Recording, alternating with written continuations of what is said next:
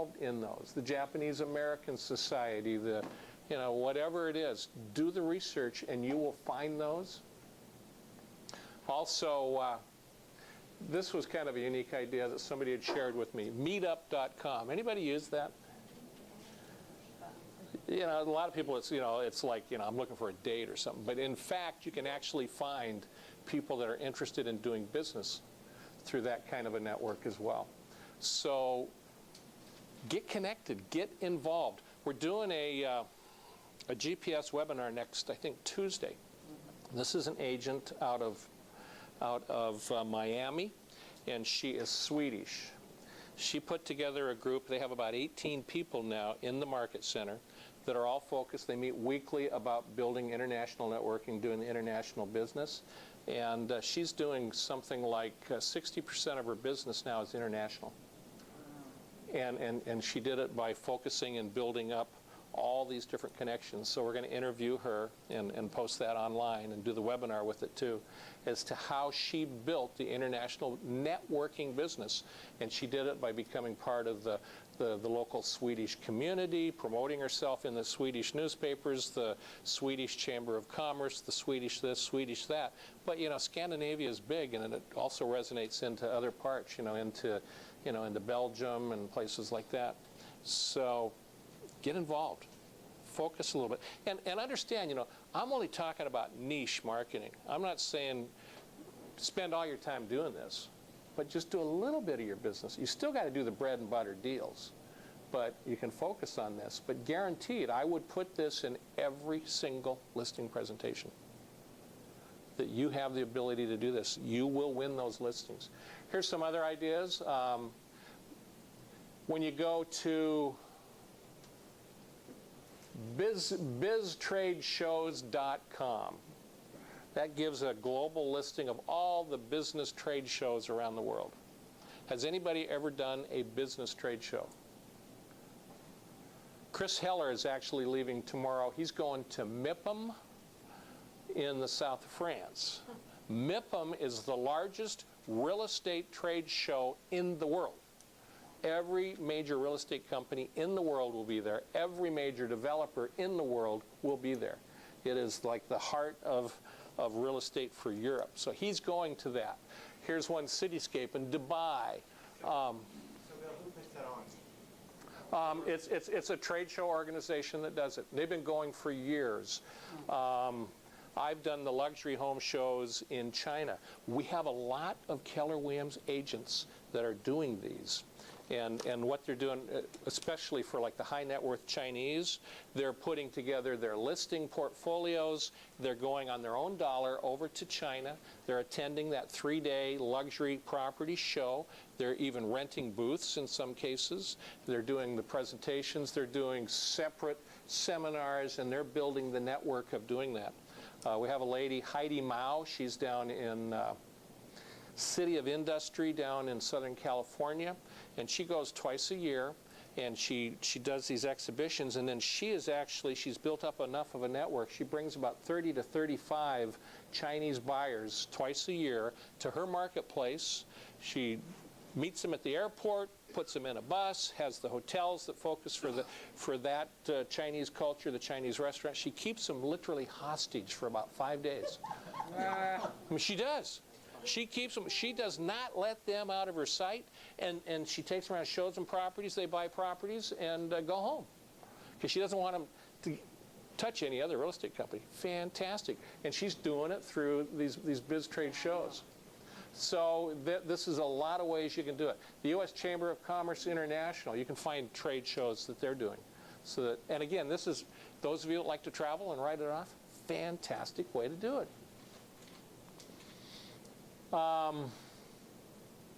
Gee, you know, do we have any international companies here in Portland? Give me, who are the 3 biggest employers in Portland? Intel, Nike, Columbia Sportswear. One more. OHSU. You know what? If I was in the day-to-day business, I might want to meet those HR directors. You think maybe they got people that are coming in from overseas? I'll bet. So create that relationship. Again, the popular misconception is they've already got a relationship with one of the international relocation companies like Cardis or somebody like that. But not every one of their employees is going through. They're not captured by that. So meet them. Go out. Start networking. Do that. You know, we talked about the universities. Something else I had forgot. At Portland State University, every one of those ethnic groups, be it from China or Saudi Arabia or India or Korea, has the Portland State University Korean Association. They'd love for you to come in and give them a 30-minute talk and buy them some pizza about housing opportunities. And you give them all the listings, all the things that they want to do. Go meet them, join them, get involved in that kind of thing. Same thing in the local businesses. Go out and meet the HR people in those businesses. And then once you've established that, I think you'd probably want to share that in your listing presentation, wouldn't you? That I work with Nike and Intel and Columbia and OHSU for their incoming people. Huge amount of business. International Real Estate Associations. Alex so kindly already mentioned ARIA, Asian Real Estate Association of America. NAREP, National Association of Hispanic Real Estate Professionals. I went to their convention in June in Los Angeles. Thousands of unbelievable top agents, training programs. Now, I was there really for the international contacts, but it was a tremendous organization. FIAPSI, anybody heard of that? Michelle, you know what that is, huh? That is, think of NAR, National Association of Realtors, on a global level. So it's a French acronym for something like Federation of International Brokers and, you know, da-da-da-da-da. That is huge. That's the international side. Great referral contacts. So Bill Soderoff, he's our vice president for Keller Williams Worldwide. He will be at that in May. Again, just, you know, spreading the word of what we're looking for. ICREA is also through NAR. So get involved in those kind of organizations. FIAPSI, by the way, has a local chapter here in Portland. So you can join that and get into the international side. Use technology, the Move channel. This is a cool thing. Juwai, anybody heard of them? So has anybody heard of the Great China Firewall? And what we're referring to, when I lived in China for that 10 years, I would not be able to look up Melody Hatch's website. It was censored. It was stopped. And that's the Great China Firewall. And so a lot of the listings, like realestate.com, realtor.com, you're probably never going to be able to see those listings in China. It's blocked. Juwai is a portal that has about 1.5 million high net worth Chinese. They do, and we've created a relationship with them as well, with Keller Williams. So your listings are uploaded to Juwai. They are then posted in proper Mandarin or Cantonese behind the Great Firewall. So the Chinese citizens are seeing it in proper language. They respond back to Juwai. Juwai scrubs the listing and sends the lead back to you in English. How about that? I want to share one other thing. I met these guys at Family Reunion. They were surprised. It was called Haowu. Haowu. Imagine a referral network that has 2 million members, adding 10,000 a month, new members. And they're in China. They're in 30 different cities, and they work with the developers primarily. They are selling 100 new homes a day to China. They came here. They want to create a relationship with us to all of their Chinese buyers, to give them exclusively to Keller Williams.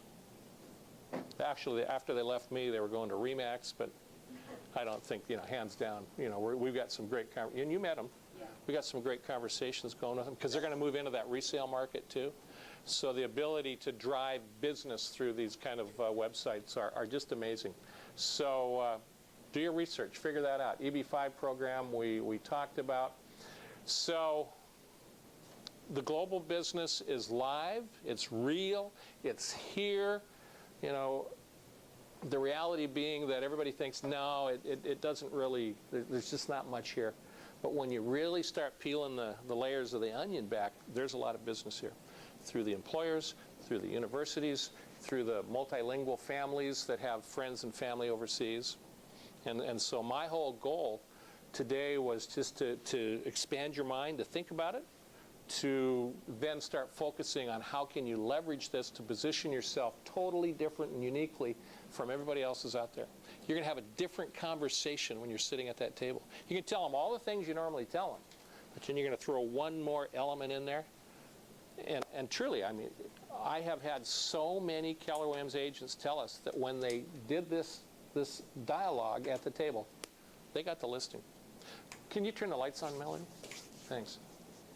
So, anybody interested in building their growth share? Now, Phil and I were talking yesterday about growth share, profit share. Why are they different? Here's the difference. The profit share that you all know and love and you're used to is based on the profit of the market center. The market center is profitable this month.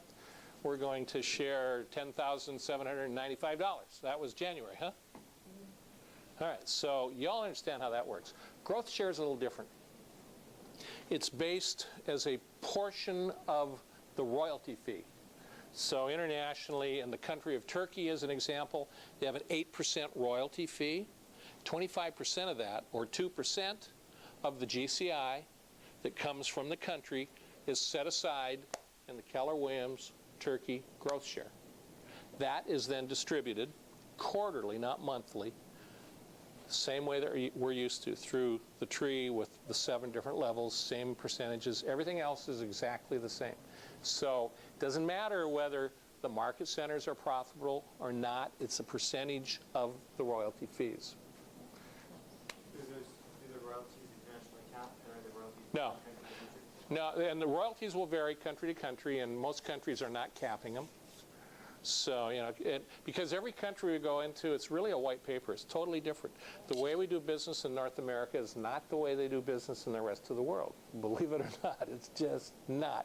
So my conversations, and I have 10 to 15 international calls every day. And we go through this same conversation that when you open up Keller Williams in Nicaragua or Argentina, that we're going to work with you. We want you to experience Keller Williams here and then go back home and tell us how do we need to adapt and localize it to fit your country. Growth share is just one of those adaptations. So here's the opportunity. As you're out there talking to people, friends, family, colleagues, business relationships, and you know, you can share our great success story with those people and say, who do you happen to know that might be interested in this really great opportunity, because we are expanding. And the question is, well, how many countries are we in? And the real answer is how many are available. You know, we're in about 20 countries right now through, I think, 9 different regions. So we're in 20 countries. And, you know, how many countries are out there? I hear the number anywhere from 197 to 232. But regardless, there's a lot of countries that are still available for us. Depends what Russia does with Ukraine. Yeah, okay. You're right. You're right. It's 191. So even if Keller's in a country, if you go to another segment of the country or you bring over another office, it's your, I mean, if you introduce the relationship, right? Now, you would think I planted this question, wouldn't you? Yeah. See? But great opportunity. A lot of people think, oh my God, Turkey's sold, or we've already sold Germany or Austria, or we've already sold the UK, there's nothing there for me. No, it's even easier. The big hard lifting's done. Now the opportunity is you're going to find people that are going to become agents in that country. Maybe they're going to become partners with the country owners. Maybe they're going to open up a regional opportunity there. So that's even easier because we're already starting there. And so you can do that by going on to Keller Williams Worldwide and going on their websites and send it directly to them. I just had 2 agents from Philadelphia yesterday that referred me a great lead for the country of South Africa.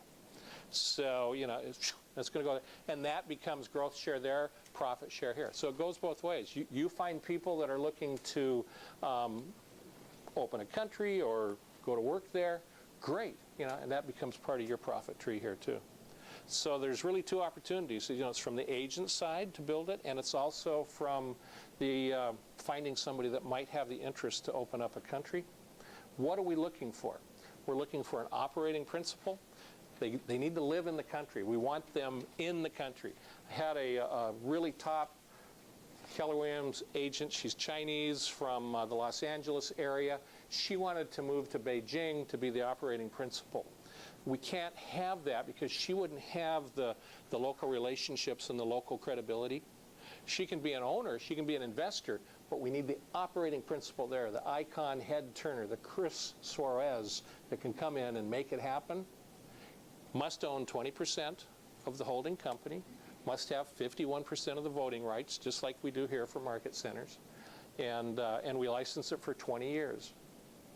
The other question always comes up, what's it going to cost? How much is this? We don't know. Again, it's a white paper, so we work with them. They learn what we do.